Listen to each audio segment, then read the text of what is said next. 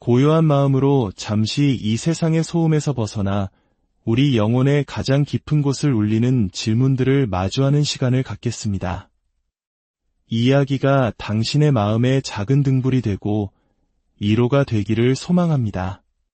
만약 이 말씀이 당신에게 울림을 주었다면 구독과 좋아요를 통해 이 빛을 더 많은 이들에게 전하는 선한 일에 동참해 주십시오. 당신의 작은 손길이 누군가에게는 큰 희망의 시작이 될 수 있습니다.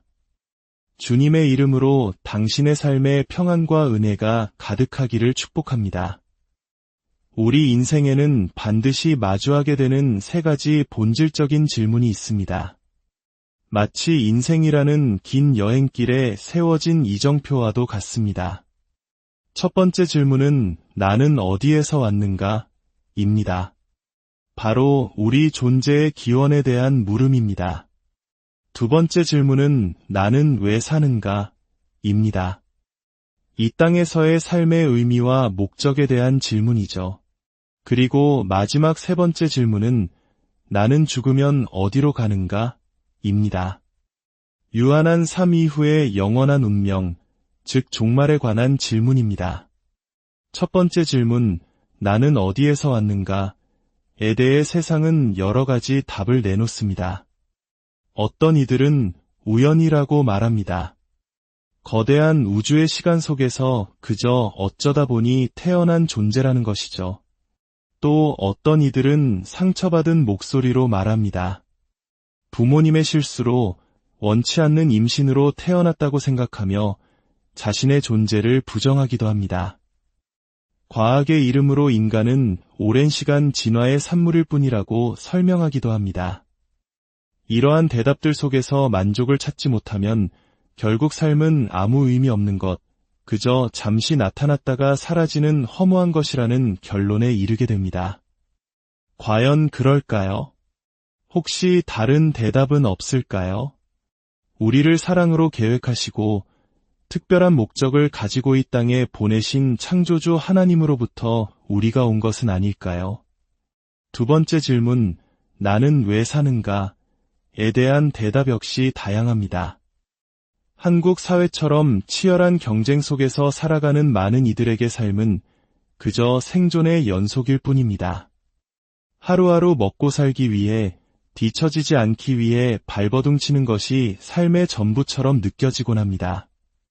하지만 어떤 이들은 단호하게 말합니다. 나는 하나님의 영광을 위해 삽니다. 라고 말입니다. 삶의 목적이 나 자신을 넘어선 더 큰 존재에게 있음을 고백하는 것입니다. 마지막 질문, 죽음 이후 나는 어디로 가는가? 에 대한 생각은 더욱 첨예하게 갈립니다. 죽음으로 모든 것이 끝난다고 내세란 없다고 믿는 사람들이 있습니다. 어떤 이들은 죽으면 홀령이 되어 이 세상을 떠돈다고 생각하고 또 어떤 이들은 막연히 천국이나 지옥으로 갈 것이라고 생각합니다. 이 모든 생각의 갈래 속에서 우리는 불안과 혼란을 느낍니다. 오늘 성경은 예수님께서 이 세 가지 질문에 대해 얼마나 명확하고 확신에 찬 대답을 주시는지 보여줍니다. 십자가 죽음을 앞두신 예수님은 제자들에게 말씀하십니다. 내가 곧 세상을 떠나 나를 보내신 아버지께로 돌아간다. 이 말씀은 단순히 죽어서 사라진다는 의미가 아니었습니다. 그것은 소멸이 아니라 돌아감, 즉 본래 왔던 곳, 근원으로의 회귀를 의미하는 것이었습니다. 인간의 몸을 입고 오신 예수님께서 우리의 모든 죄를 짊어지시고 십자가에서 죽으시고 부활하신 후 그분이 오셨던 바로 그곳, 하나님 아버지의 품으로 돌아가셨다는 장엄한 선포입니다. 그러나 놀랍게도 3년 동안 예수님과 가장 가까이에서 먹고 자고 동고동락했던 제자들조차 이 깊은 진리를 이해하지 못했습니다. 그들은 예수님이 죽음 이후 어디로 가시는지 알지 못했기에 깊은 불안과 슬픔에 잠겼습니다. 모르는 것은 우리를 불안하게 만듭니다. 미래를 알지 못하기에 우리는 두려워합니다. 예수님은 그런 제자들의 마음을 꿰뚫어 보시고 이로하셨습니다. 내가 떠나는 것은 사라지는 것이나 무로 돌아가는 것이 아니다. 내가 왔던 곳, 아버지께로 돌아가는 것이다. 죽음은 그저 낡은 육신의 옷을 벗는 것일 뿐이니 너희는 마음에 근심하지도 말고 두려워하지도 말라. 일반적으로 떠남이나 이별은 우리에게 슬픔과 상실감을 안겨줍니다. 특히 대한민국처럼 정의 문화가 깊은 우리에게 사랑하는 이와의 이별은 마음을 에이는 듯한 아픔을 동반합니다. 하지만 성경적인 관점에서 떠남은 놀랍게도 유익이며 새로운 시작을 위한 축복이 될 수 있습니다. 하나님께서는 믿음의 조상 아브라함에게 너의 본토 친척 아비 집을 떠나라고 명령하셨습니다. 모세에게는 억압의 땅 이집트를 떠나라고 하셨습니다. 진정한 신앙인은 현실에 안주하는 사람이 아니라 하나님의 약속을 향해 미지의 세계로 담대히 떠나는 순례자입니다. 결국 우리 모두는 언젠가 이 세상을 떠나야 하는 존재입니다. 이 떠남의 진리를 깨닫지 못하면 우리의 삶은 목적지를 잃은 배처럼 방황할 수밖에 없습니다. 그러나 우리가 돌아갈 본향이 어디인지 안다면 그 떠남은 즐거운 여행의 시작이 될 것입니다. 이 땅에서의 삶을 잘 준비하고 정리한 사람의 미래는 밝고 평안합니다. 예수님은 요한복음 16장 7절에서 더욱 충격적인 말씀을 하십니다. 내가 떠나가는 것이 너희에게 유익이라. 어떻게 사랑하는 스승의 떠남이 제자들에게 유익이 될 수 있을까요? 그 이유는 바로 예수님이 떠나가셔야만 또 다른 보혜사, 즉 성령님께서 오실 수 있기 때문이었습니다. 하나님의 아들이신 예수님은 우리를 구원하기 위해 인간의 몸을 입고 시간과 공간의 제약 속으로 들어오셨습니다. 그분은 십자가에서 죽으심으로 죄와 죽음의 권세를 깨뜨리시고 구원을 완성하셨습니다.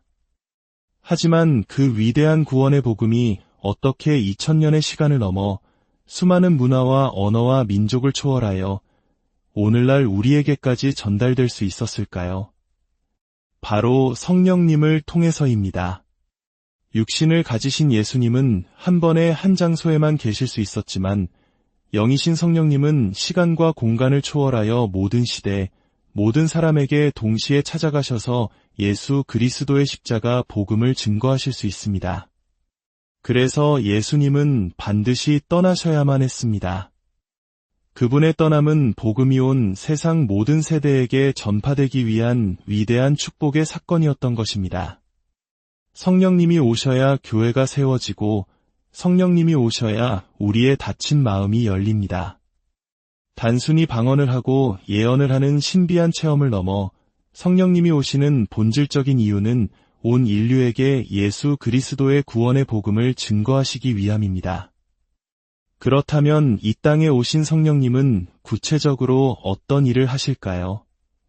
첫째, 성령님은 죄에 대하여 우리를 깨닫게 하십니다.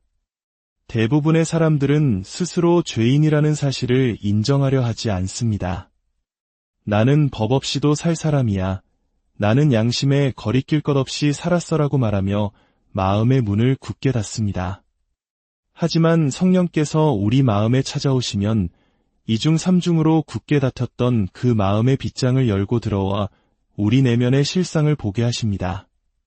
나이가 들고 인생의 고난을 겪으면서 우리는 자신의 연약함과 한계를 깨닫게 됩니다.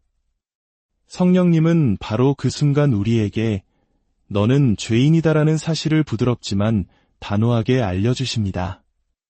여리고 성처럼 견고했던 우리의 자아를 무너뜨리고 하나님 앞에 겸손히 서게 하시는 분, 그분이 바로 성령님이십니다. 둘째, 성령님은 의에 대하여 우리를 깨닫게 하십니다. 사람들은 자신의 선행이나 노력으로 구원을 얻을 수 있다고 생각하는 경향이 있습니다. 착하게 살고 좋은 일을 많이 하면 유롭게 될 수 있다고 믿습니다. 그러나 성령님은 그 생각이 얼마나 큰 착각인지를 깨닫게 하십니다. 인간의 의는 누더기 옷과 같아서 우리를 결코 구원할 수 없다는 진리를 가르쳐 주십니다. 인간의 휴머니즘이나 선한 의지로는 영원한 생명에 이를 수 없습니다. 오직 예수 그리스도의 의만이 우리를 구원할 수 있다는 사실을 믿게 하시는 분이 바로 성령님이십니다. 셋째, 성령님은 심판에 대하여 우리를 깨닫게 하십니다. 젊고 건강할 때는 죽음이나 종말에 대해 생각하지 않습니다. 영원히 살 것처럼 세상을 향해 질주합니다.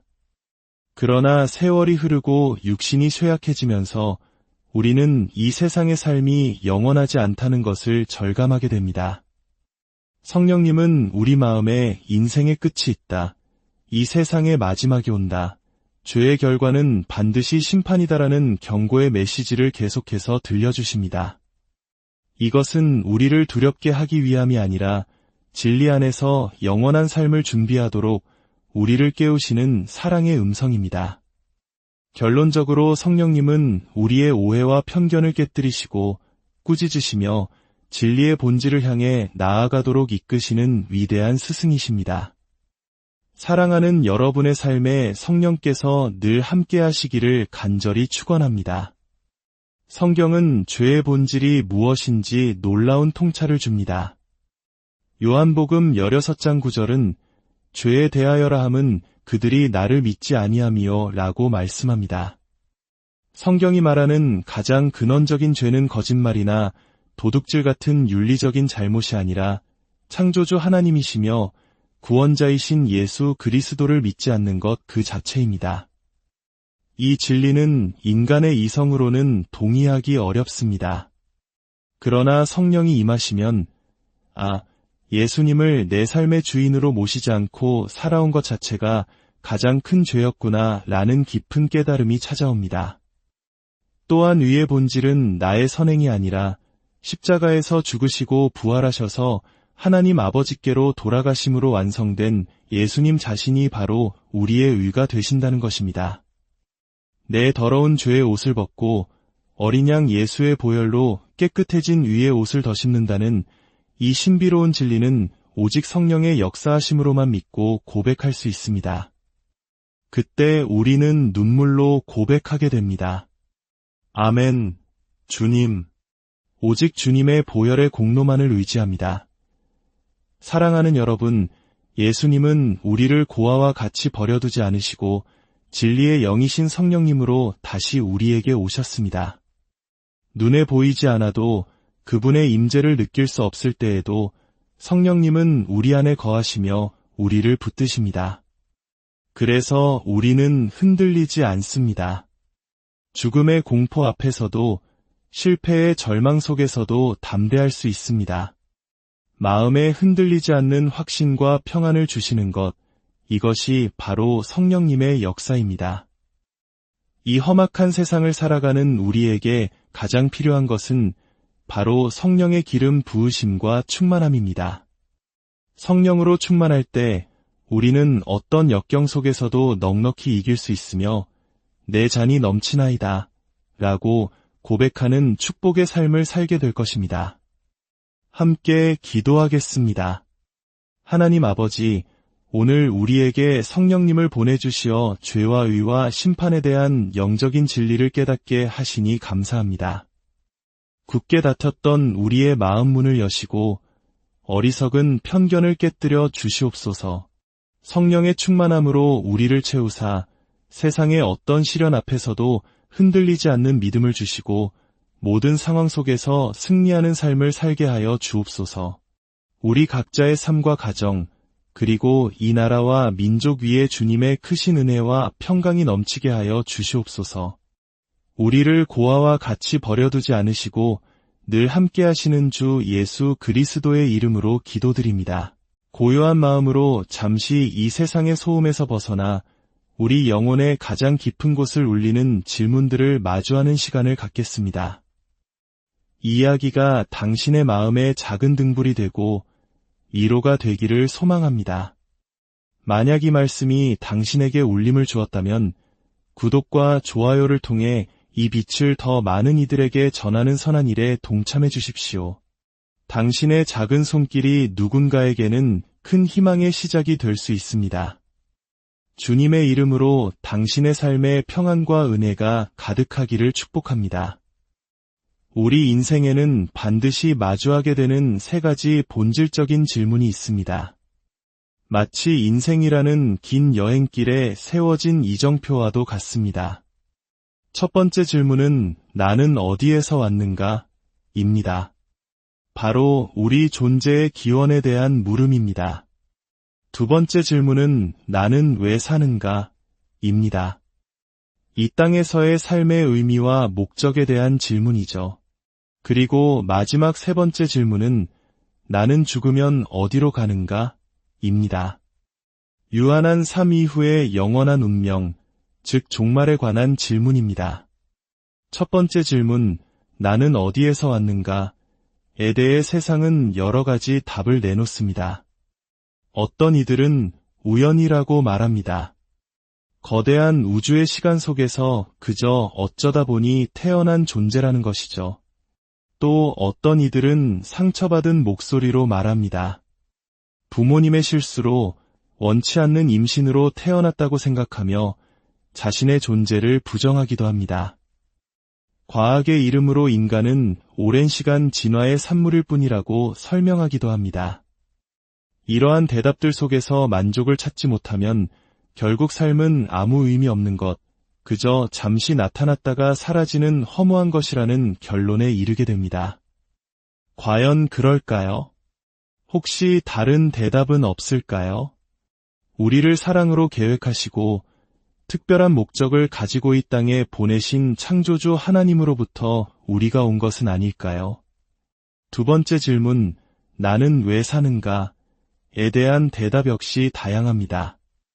한국 사회처럼 치열한 경쟁 속에서 살아가는 많은 이들에게 삶은 그저 생존의 연속일 뿐입니다. 하루하루 먹고 살기 위해 뒤처지지 않기 위해 발버둥 치는 것이 삶의 전부처럼 느껴지곤 합니다. 하지만 어떤 이들은 단호하게 말합니다. 나는 하나님의 영광을 위해 삽니다. 라고 말입니다. 삶의 목적이 나 자신을 넘어선 더 큰 존재에게 있음을 고백하는 것입니다. 마지막 질문, 죽음 이후 나는 어디로 가는가? 에 대한 생각은 더욱 첨예하게 갈립니다. 죽음으로 모든 것이 끝난다고 내세란 없다고 믿는 사람들이 있습니다. 어떤 이들은 죽으면 홀령이 되어 이 세상을 떠돈다고 생각하고 또 어떤 이들은 막연히 천국이나 지옥으로 갈 것이라고 생각합니다.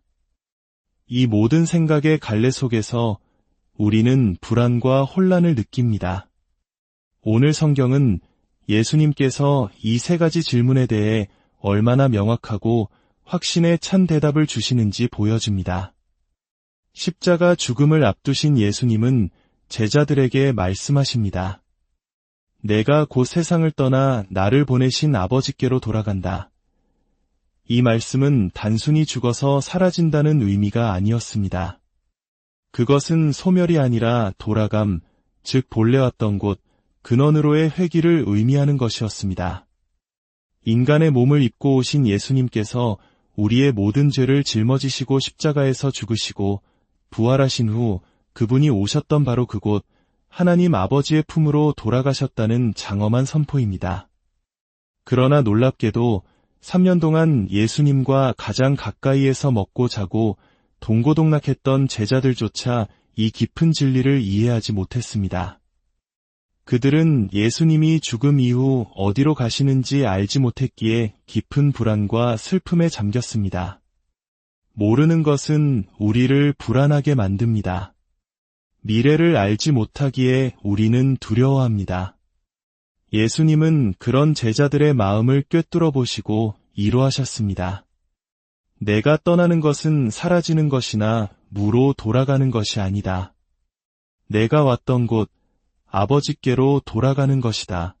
죽음은 그저 낡은 육신의 옷을 벗는 것일 뿐이니 너희는 마음에 근심하지도 말고 두려워하지도 말라. 일반적으로 떠남이나 이별은 우리에게 슬픔과 상실감을 안겨줍니다.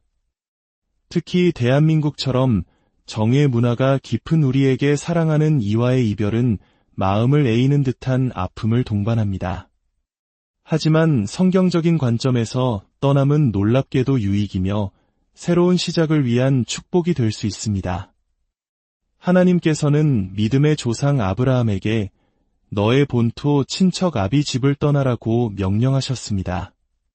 모세에게는 억압의 땅 이집트를 떠나라고 하셨습니다.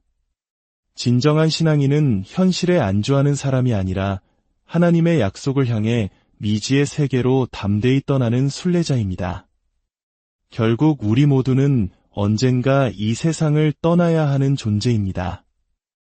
이 떠남의 진리를 깨닫지 못하면 우리의 삶은 목적지를 잃은 배처럼 방황할 수밖에 없습니다. 그러나 우리가 돌아갈 본향이 어디인지 안다면 그 떠남은 즐거운 여행의 시작이 될 것입니다. 이 땅에서의 삶을 잘 준비하고 정리한 사람의 미래는 밝고 평안합니다. 예수님은 요한복음 16장 7절에서 더욱 충격적인 말씀을 하십니다. 내가 떠나가는 것이 너희에게 유익이라. 어떻게 사랑하는 스승의 떠남이 제자들에게 유익이 될 수 있을까요? 그 이유는 바로 예수님이 떠나가셔야만 또 다른 보혜사, 즉 성령님께서 오실 수 있기 때문이었습니다. 하나님의 아들이신 예수님은 우리를 구원하기 위해 인간의 몸을 입고 시간과 공간의 제약 속으로 들어오셨습니다. 그분은 십자가에서 죽으심으로 죄와 죽음의 권세를 깨뜨리시고 구원을 완성하셨습니다. 하지만 그 위대한 구원의 복음이 어떻게 2000년의 시간을 넘어 수많은 문화와 언어와 민족을 초월하여 오늘날 우리에게까지 전달될 수 있었을까요? 바로 성령님을 통해서입니다. 육신을 가지신 예수님은 한 번에 한 장소에만 계실 수 있었지만 영이신 성령님은 시간과 공간을 초월하여 모든 시대, 모든 사람에게 동시에 찾아가셔서 예수 그리스도의 십자가 복음을 증거하실 수 있습니다. 그래서 예수님은 반드시 떠나셔야만 했습니다. 그분의 떠남은 복음이 온 세상 모든 세대에게 전파되기 위한 위대한 축복의 사건이었던 것입니다. 성령님이 오셔야 교회가 세워지고 성령님이 오셔야 우리의 닫힌 마음이 열립니다. 단순히 방언을 하고 예언을 하는 신비한 체험을 넘어 성령님이 오시는 본질적인 이유는 온 인류에게 예수 그리스도의 구원의 복음을 증거하시기 위함입니다. 그렇다면 이 땅에 오신 성령님은 구체적으로 어떤 일을 하실까요? 첫째, 성령님은 죄에 대하여 우리를 깨닫게 하십니다. 대부분의 사람들은 스스로 죄인이라는 사실을 인정하려 하지 않습니다. 나는 법 없이도 살 사람이야. 나는 양심에 거리낄 것 없이 살았어라고 말하며 마음의 문을 굳게 닫습니다. 하지만 성령께서 우리 마음에 찾아오시면 이중 삼중으로 굳게 닫혔던 그 마음의 빗장을 열고 들어와 우리 내면의 실상을 보게 하십니다. 나이가 들고 인생의 고난을 겪으면서 우리는 자신의 연약함과 한계를 깨닫게 됩니다. 성령님은 바로 그 순간 우리에게 너는 죄인이다라는 사실을 부드럽지만 단호하게 알려주십니다. 여리고 성처럼 견고했던 우리의 자아를 무너뜨리고 하나님 앞에 겸손히 서게 하시는 분, 그분이 바로 성령님이십니다. 둘째, 성령님은 의에 대하여 우리를 깨닫게 하십니다. 사람들은 자신의 선행이나 노력으로 구원을 얻을 수 있다고 생각하는 경향이 있습니다. 착하게 살고 좋은 일을 많이 하면 유롭게 될 수 있다고 믿습니다. 그러나 성령님은 그 생각이 얼마나 큰 착각인지를 깨닫게 하십니다. 인간의 의는 누더기 옷과 같아서 우리를 결코 구원할 수 없다는 진리를 가르쳐 주십니다. 인간의 휴머니즘이나 선한 의지로는 영원한 생명에 이를 수 없습니다. 오직 예수 그리스도의 의만이 우리를 구원할 수 있다는 사실을 믿게 하시는 분이 바로 성령님이십니다. 셋째, 성령님은 심판에 대하여 우리를 깨닫게 하십니다. 젊고 건강할 때는 죽음이나 종말에 대해 생각하지 않습니다. 영원히 살 것처럼 세상을 향해 질주합니다. 그러나 세월이 흐르고 육신이 쇠약해지면서 우리는 이 세상의 삶이 영원하지 않다는 것을 절감하게 됩니다. 성령님은 우리 마음에 인생의 끝이 있다. 이 세상의 마지막이 온다. 죄의 결과는 반드시 심판이다라는 경고의 메시지를 계속해서 들려주십니다.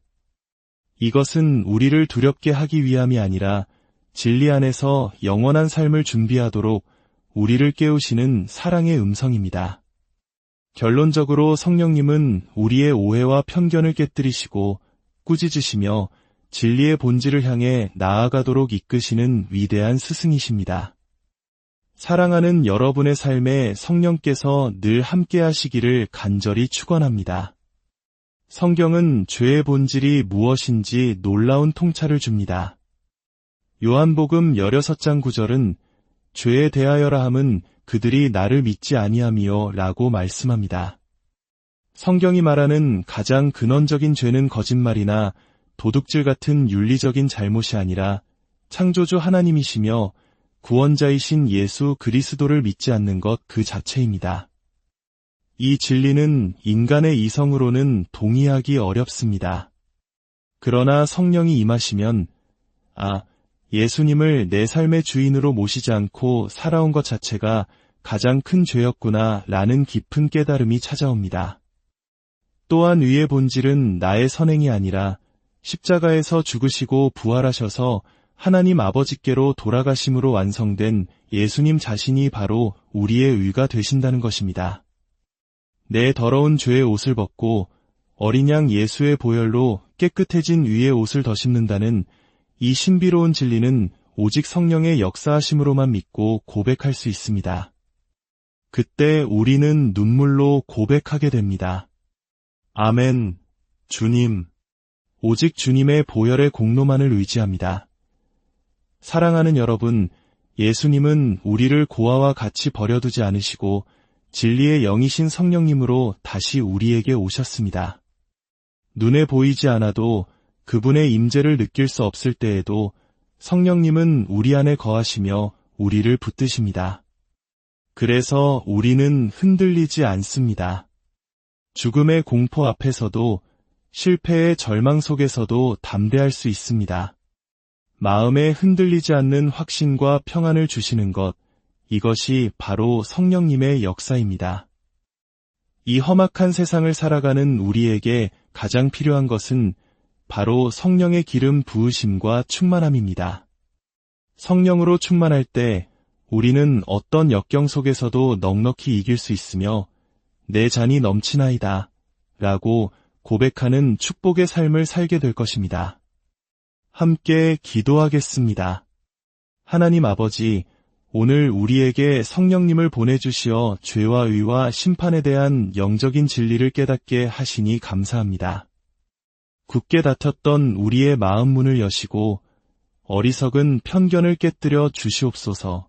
성령의 충만함으로 우리를 채우사 세상의 어떤 시련 앞에서도 흔들리지 않는 믿음을 주시고 모든 상황 속에서 승리하는 삶을 살게 하여 주옵소서. 우리 각자의 삶과 가정, 그리고 이 나라와 민족 위에 주님의 크신 은혜와 평강이 넘치게 하여 주시옵소서. 우리를 고아와 같이 버려두지 않으시고 늘 함께 하시는 주 예수 그리스도의 이름으로 기도드립니다. 고요한 마음으로 잠시 이 세상의 소음에서 벗어나 우리 영혼의 가장 깊은 곳을 울리는 질문들을 마주하는 시간을 갖겠습니다. 이 이야기가 당신의 마음에 작은 등불이 되고 위로가 되기를 소망합니다. 만약 이 말씀이 당신에게 울림을 주었다면 구독과 좋아요를 통해 이 빛을 더 많은 이들에게 전하는 선한 일에 동참해 주십시오. 당신의 작은 손길이 누군가에게는 큰 희망의 시작이 될 수 있습니다. 주님의 이름으로 당신의 삶에 평안과 은혜가 가득하기를 축복합니다. 우리 인생에는 반드시 마주하게 되는 세 가지 본질적인 질문이 있습니다. 마치 인생이라는 긴 여행길에 세워진 이정표와도 같습니다. 첫 번째 질문은 나는 어디에서 왔는가?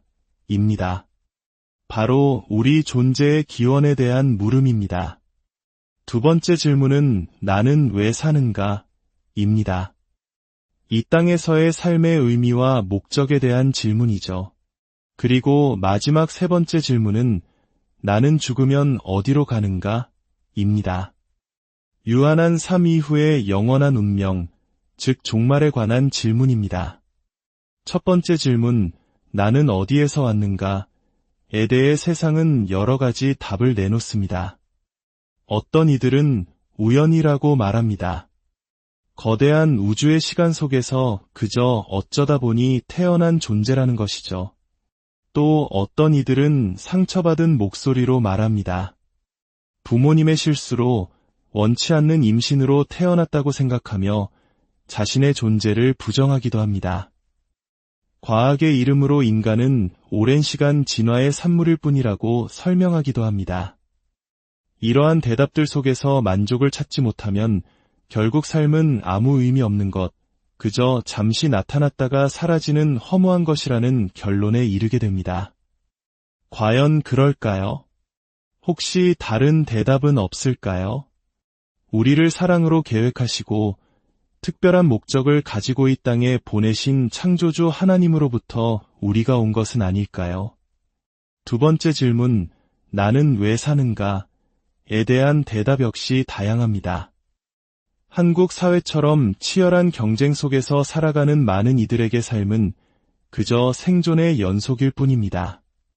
하루하루 먹고 살기 위해, 뒤처지지 않기 위해 발버둥 치는 것이 삶의 전부처럼 느껴지곤 합니다. 하지만 어떤 이들은 단호하게 말합니다. 나는 하나님의 영광을 위해 삽니다. 라고 말입니다. 삶의 목적이 나 자신을 넘어선 더 큰 존재에게 있음을 고백하는 것입니다. 마지막 질문, 죽음 이후 나는 어디로 가는가?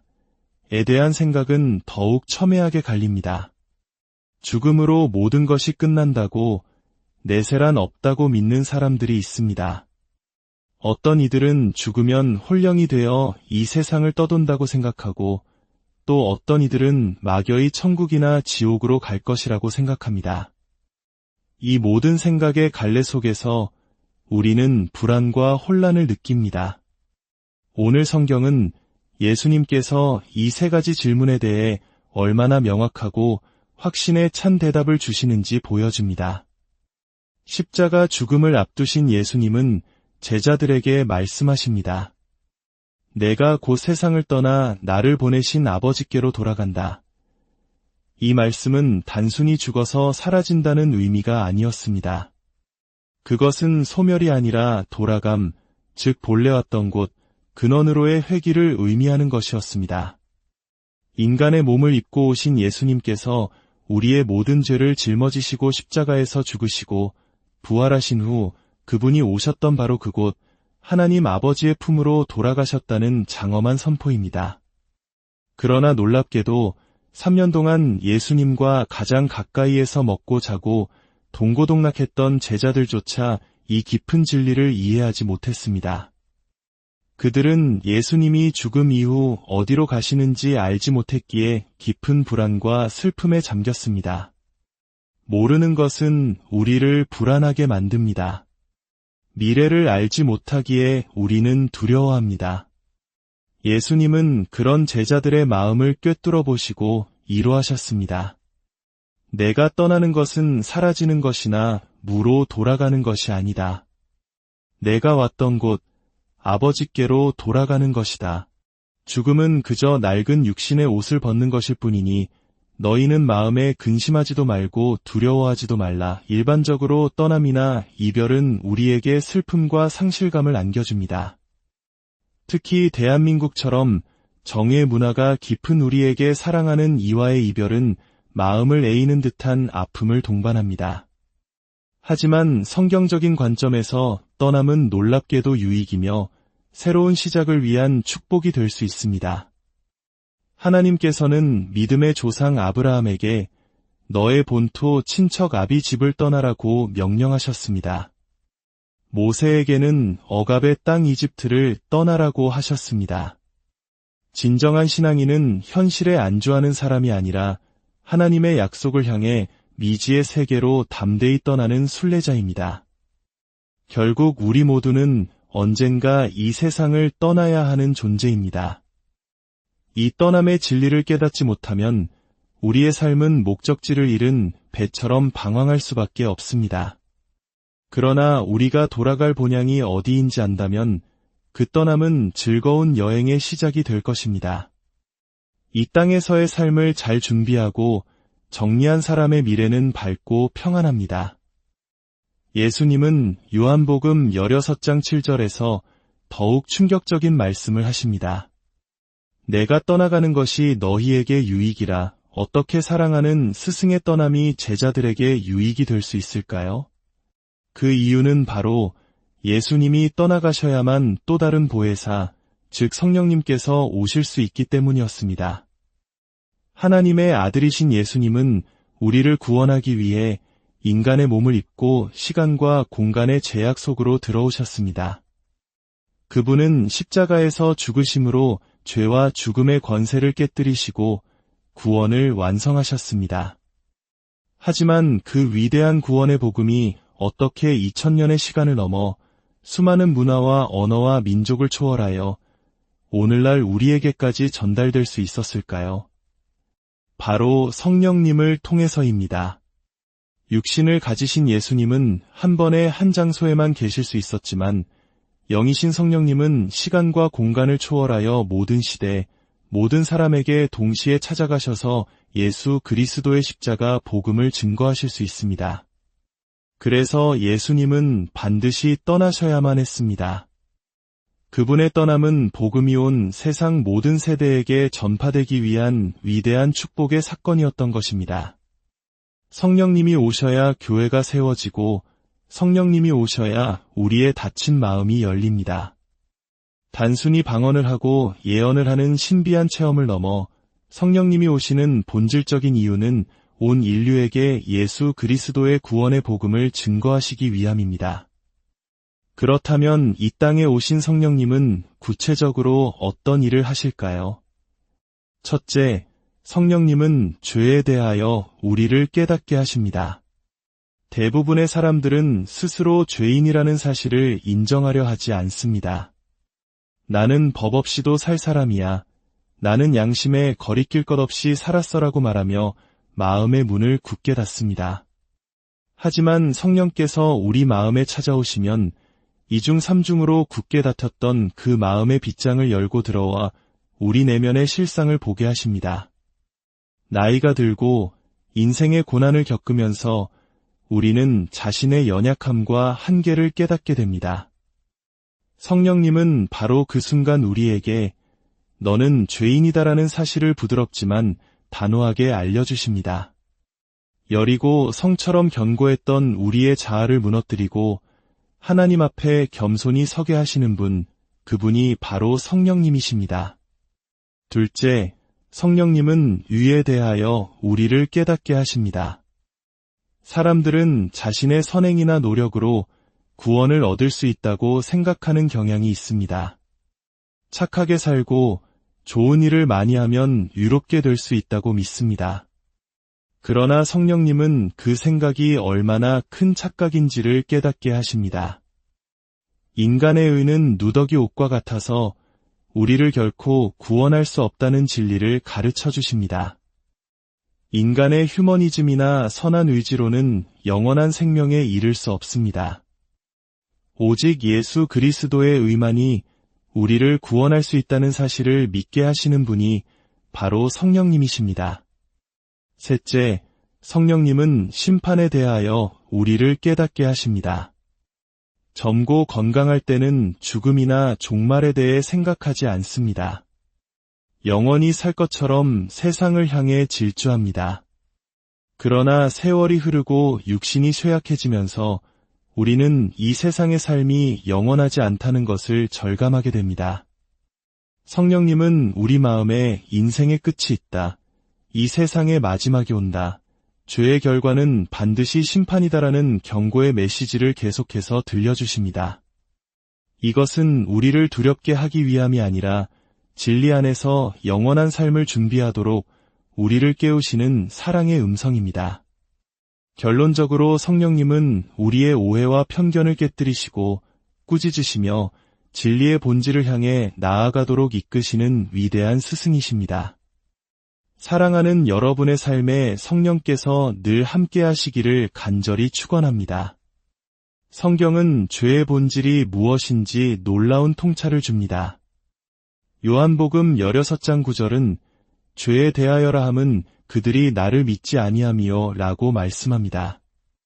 성경이 말하는 가장 근원적인 죄는 거짓말이나 도둑질 같은 윤리적인 잘못이 아니라 창조주 하나님이시며 구원자이신 예수 그리스도를 믿지 않는 것 그 자체입니다.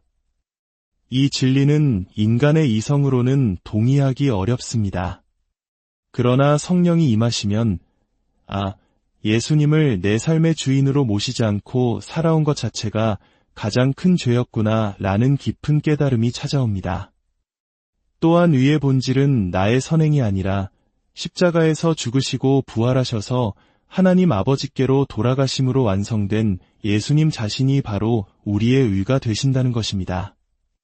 내 더러운 죄의 옷을 벗고 어린 양 예수의 보혈로 깨끗해진 의의 옷을 덧입는다는 이 신비로운 진리는 오직 성령의 역사하심으로만 믿고 고백할 수 있습니다. 그때 우리는 눈물로 고백하게 됩니다. 아멘, 주님. 오직 주님의 보혈의 공로만을 의지합니다. 사랑하는 여러분, 예수님은 우리를 고아와 같이 버려두지 않으시고 진리의 영이신 성령님으로 다시 우리에게 오셨습니다. 눈에 보이지 않아도 그분의 임재를 느낄 수 없을 때에도 성령님은 우리 안에 거하시며 우리를 붙드십니다. 그래서 우리는 흔들리지 않습니다. 죽음의 공포 앞에서도 실패의 절망 속에서도 담대할 수 있습니다. 마음에 흔들리지 않는 확신과 평안을 주시는 것, 이것이 바로 성령님의 역사입니다.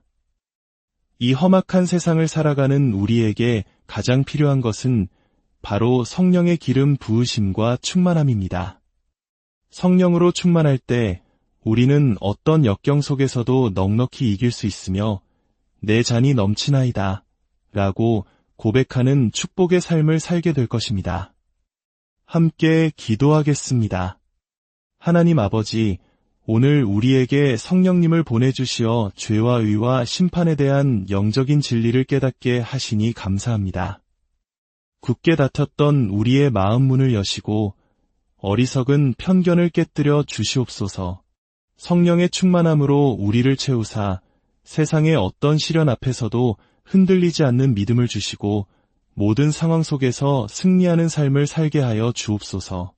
우리 각자의 삶과 가정, 그리고 이 나라와 민족 위에 주님의 크신 은혜와 평강이 넘치게 하여 주시옵소서. 우리를 고아와 같이 버려두지 않으시고 늘 함께 하시는 주 예수 그리스도의 이름으로 기도드립니다. 고요한 마음으로 잠시 이 세상의 소음에서 벗어나 우리 영혼의 가장 깊은 곳을 울리는 질문들을 마주하는 시간을 갖겠습니다.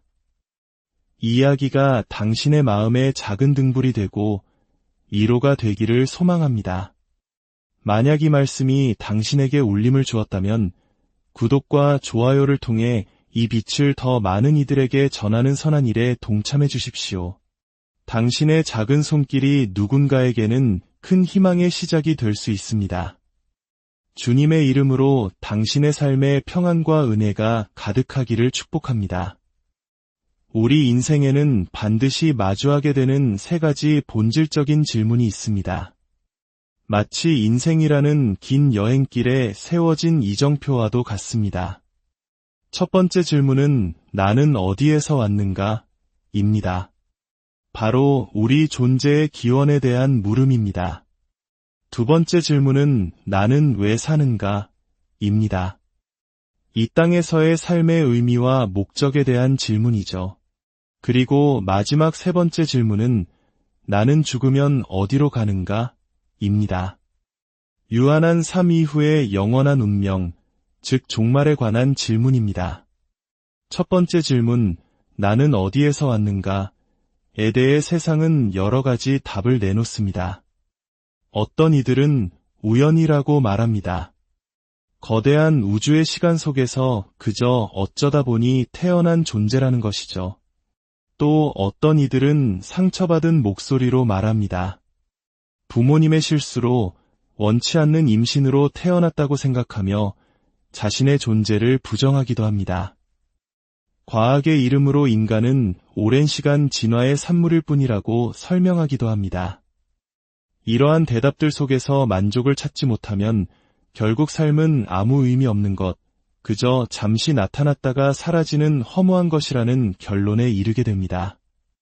과연 그럴까요? 혹시 다른 대답은 없을까요?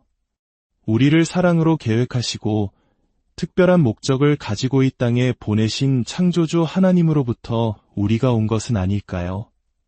두 번째 질문, 나는 왜 사는가? 에 대한 대답 역시 다양합니다. 한국 사회처럼 치열한 경쟁 속에서 살아가는 많은 이들에게 삶은 그저 생존의 연속일 뿐입니다. 하루하루 먹고 살기 위해, 뒤처지지 않기 위해 발버둥 치는 것이 삶의 전부처럼 느껴지곤 합니다. 하지만 어떤 이들은 단호하게 말합니다. 나는 하나님의 영광을 위해 삽니다. 라고 말입니다. 삶의 목적이 나 자신을 넘어선 더 큰 존재에게 있음을 고백하는 것입니다. 마지막 질문, 죽음 이후 나는 어디로 가는가? 에 대한 생각은 더욱 첨예하게 갈립니다. 죽음으로 모든 것이 끝난다고, 내세란 없다고 믿는 사람들이 있습니다.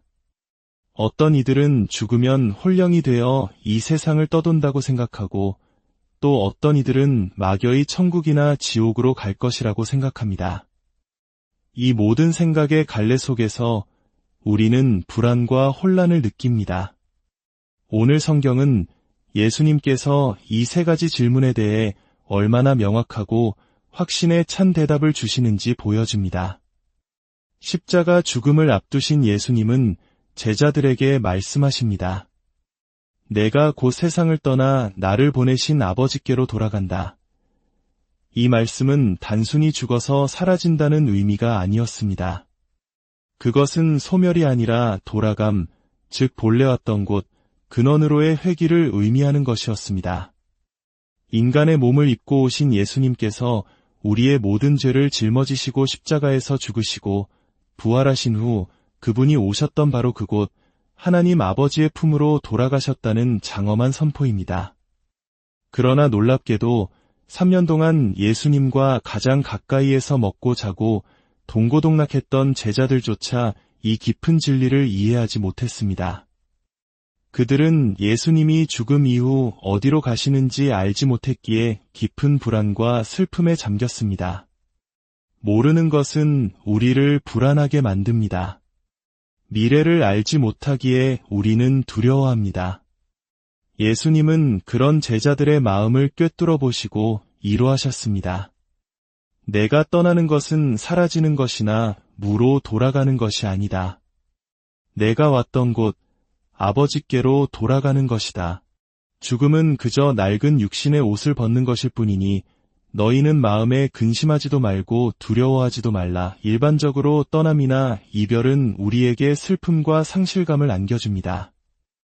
특히 대한민국처럼 정의 문화가 깊은 우리에게 사랑하는 이와의 이별은 마음을 에이는 듯한 아픔을 동반합니다. 하지만 성경적인 관점에서 떠남은 놀랍게도 유익이며 새로운 시작을 위한 축복이 될 수 있습니다. 하나님께서는 믿음의 조상 아브라함에게 너의 본토 친척 아비 집을 떠나라고 명령하셨습니다. 모세에게는 억압의 땅 이집트를 떠나라고 하셨습니다. 진정한 신앙인은 현실에 안주하는 사람이 아니라 하나님의 약속을 향해 미지의 세계로 담대히 떠나는 순례자입니다. 결국 우리 모두는 언젠가 이 세상을 떠나야 하는 존재입니다. 이 떠남의 진리를 깨닫지 못하면 우리의 삶은 목적지를 잃은 배처럼 방황할 수밖에 없습니다. 그러나 우리가 돌아갈 본향이 어디인지 안다면 그 떠남은 즐거운 여행의 시작이 될 것입니다. 이 땅에서의 삶을 잘 준비하고 정리한 사람의 미래는 밝고 평안합니다. 예수님은 요한복음 16장 7절에서 더욱 충격적인 말씀을 하십니다. 내가 떠나가는 것이 너희에게 유익이라. 어떻게 사랑하는 스승의 떠남이 제자들에게 유익이 될 수 있을까요? 그 이유는 바로 예수님이 떠나가셔야만 또 다른 보혜사, 즉 성령님께서 오실 수 있기 때문이었습니다.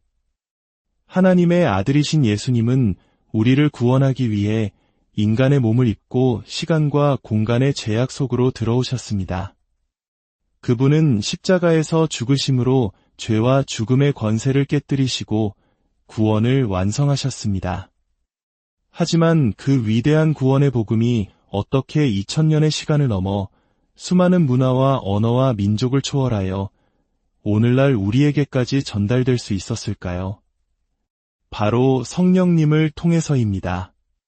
육신을 가지신 예수님은 한 번에 한 장소에만 계실 수 있었지만 영이신 성령님은 시간과 공간을 초월하여 모든 시대, 모든 사람에게 동시에 찾아가셔서 예수 그리스도의 십자가 복음을 증거하실 수 있습니다.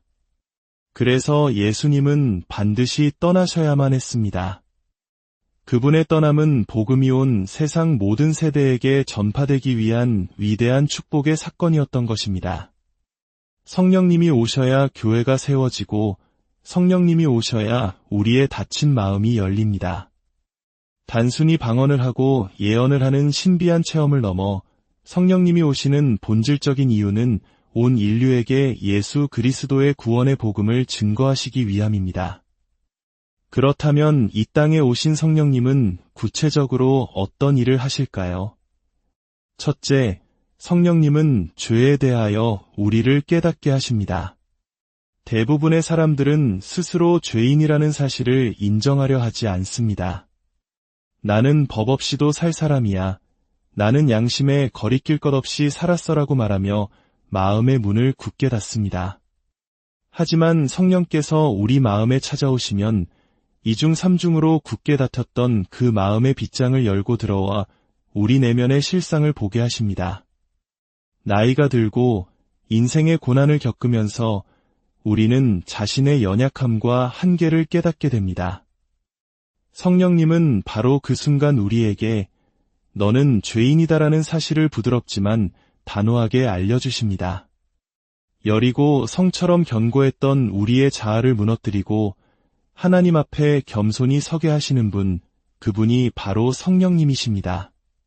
둘째, 성령님은 의에 대하여 우리를 깨닫게 하십니다. 사람들은 자신의 선행이나 노력으로 구원을 얻을 수 있다고 생각하는 경향이 있습니다. 착하게 살고 좋은 일을 많이 하면 유롭게 될 수 있다고 믿습니다. 그러나 성령님은 그 생각이 얼마나 큰 착각인지를 깨닫게 하십니다. 인간의 의는 누더기 옷과 같아서 우리를 결코 구원할 수 없다는 진리를 가르쳐 주십니다. 인간의 휴머니즘이나 선한 의지로는 영원한 생명에 이를 수 없습니다. 오직 예수 그리스도의 의만이 우리를 구원할 수 있다는 사실을 믿게 하시는 분이 바로 성령님이십니다. 셋째, 성령님은 심판에 대하여 우리를 깨닫게 하십니다. 젊고 건강할 때는 죽음이나 종말에 대해 생각하지 않습니다. 영원히 살 것처럼 세상을 향해 질주합니다. 그러나 세월이 흐르고 육신이 쇠약해지면서 우리는 이 세상의 삶이 영원하지 않다는 것을 절감하게 됩니다. 성령님은 우리 마음에 인생의 끝이 있다. 이 세상의 마지막이 온다. 죄의 결과는 반드시 심판이다라는 경고의 메시지를 계속해서 들려주십니다.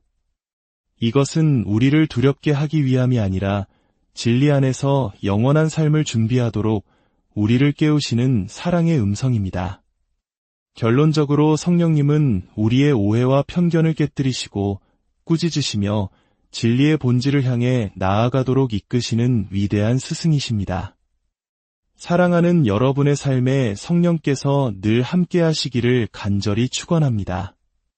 성경은 죄의 본질이 무엇인지 놀라운 통찰을 줍니다. 요한복음 16장 9절은 죄에 대하여라 함은 그들이 나를 믿지 아니함이요 라고 말씀합니다.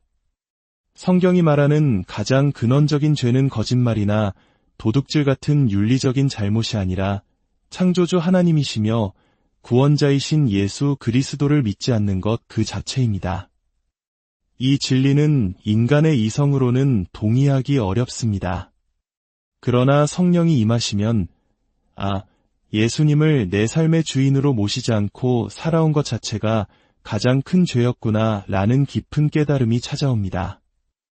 또한 의의 본질은 나의 선행이 아니라 십자가에서 죽으시고 부활하셔서 하나님 아버지께로 돌아가심으로 완성된 예수님 자신이 바로 우리의 의가 되신다는 것입니다.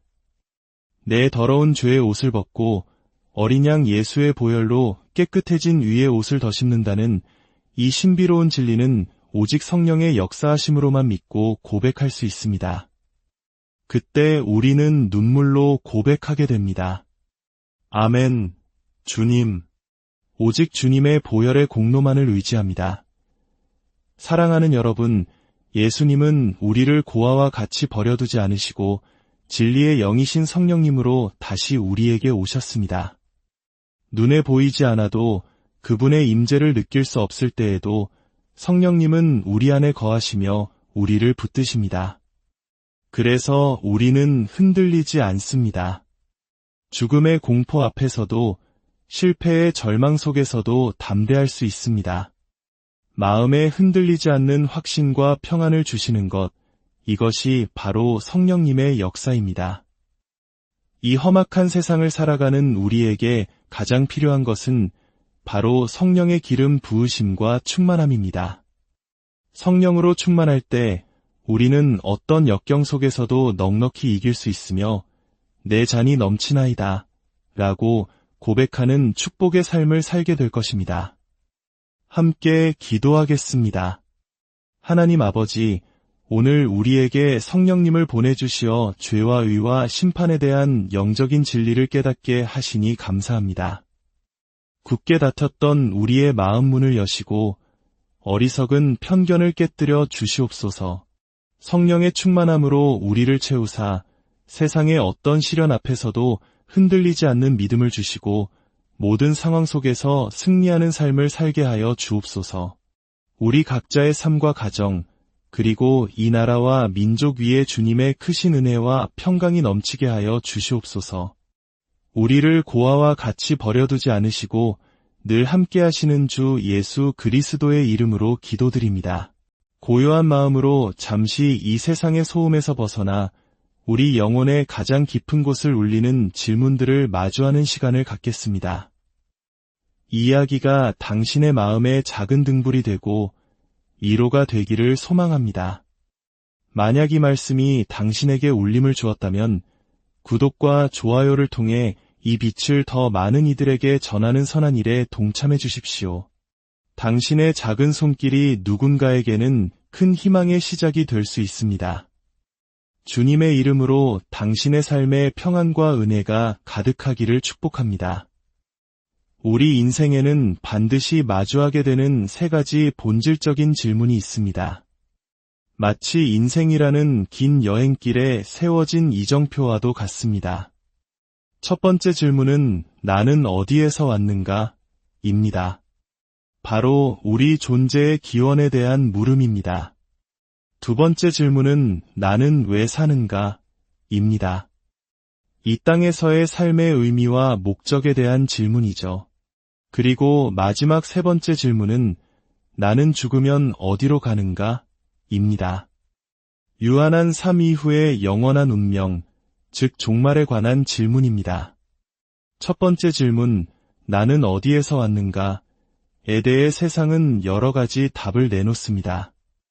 어떤 이들은 우연이라고 말합니다. 거대한 우주의 시간 속에서 그저 어쩌다 보니 태어난 존재라는 것이죠. 또 어떤 이들은 상처받은 목소리로 말합니다.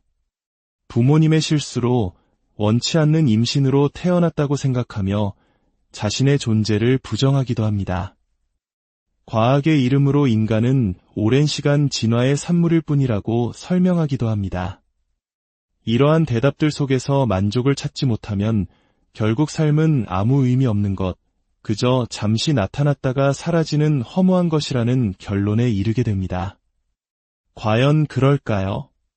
혹시 다른 대답은 없을까요? 우리를 사랑으로 계획하시고 특별한 목적을 가지고 이 땅에 보내신 창조주 하나님으로부터 우리가 온